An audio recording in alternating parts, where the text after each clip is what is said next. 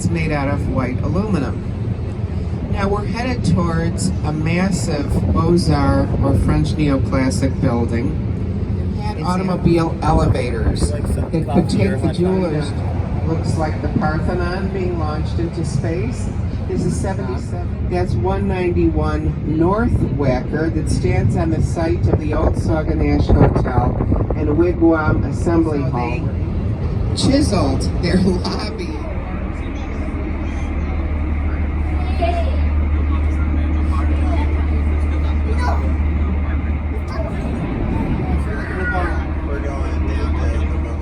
And the yellow counterweight that you'll soon see as we pass the bridge gently lifts the leaf up the rest of it. Notice the mid-roof line is paying respect to the shorter, older and an active railroad bridge because it works.